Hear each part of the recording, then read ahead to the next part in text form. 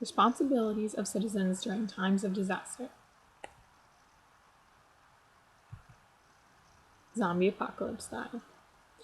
Disclaimer for the sake of my grade. The CDC website uses the zombie apocalypse as a unique marketing tool to raise awareness for preparing, planning, and making an emergency kit.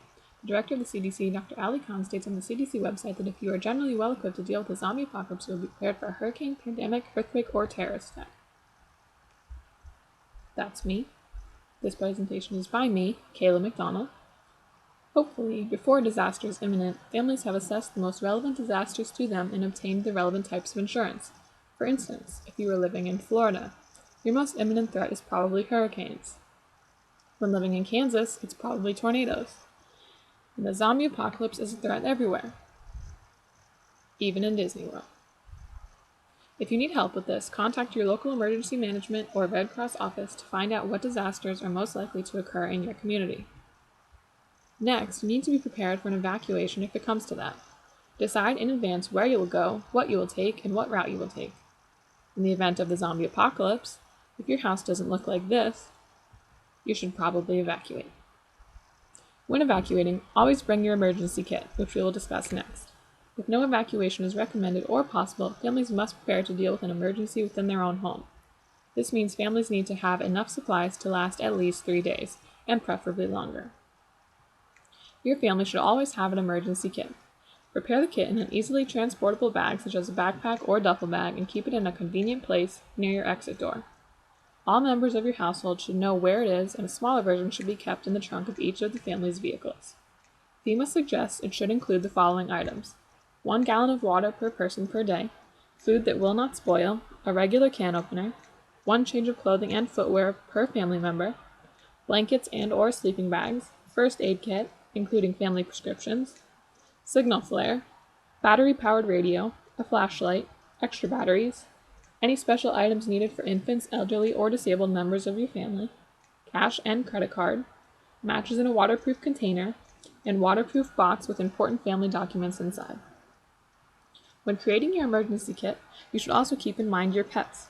If you have pets, add the following supplies to your family's emergency kit: pet food and water, bowls, blankets or pet bed, photos of your pets, leash and harness or pet carrier. For cats, add a small litter pan and some cat litter, 1 or 2 small comfort toys, and proof of your pet's shots and vaccines. Your pet should always wear a collar during times of disaster, and make sure you bring them inside at the first sign of emergency.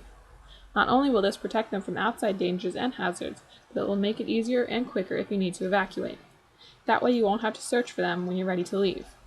Keep your pet's medical records and photos of each pet with your family's important documents in the waterproof case in your emergency kit. The photo can be used to show people or to identify your pet if he or she gets lost.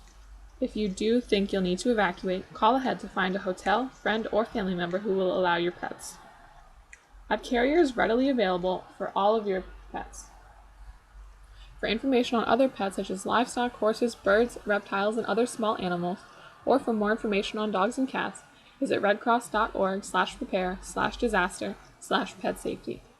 Overall, just remember, if it's not safe for you to stay in your home, it's not safe for your pets either. Next, we move to communication during and after a disaster. First, it's important to declare a family rendezvous point for emergencies such as fires. FEMA suggests declaring a family rendezvous point within the neighborhood but still a safe distance from the home where family members can meet, to determine if they are all safe and accounted for. For larger emergencies or disasters, families should determine a family contact person such as a friend or family member who lives out of state. You want your contact person to be out of state because even in large disasters, long-distance phone service usually works when local service does not. It's important that all members of the family can call the contact and check that their family has survived and determine where the members of the family are. This is especially important if the family was not at the same location when the emergency or disaster struck. Ensure every member of the family, even children, has the contact person's phone number memorized. Overall, during a disaster, a citizen's first responsibility is safety of themselves, their families, their pets, and then their homes and belongings. Do not ignore evacuation orders or warnings, and stay informed. Well, this is the end of my presentation, so I leave you with this.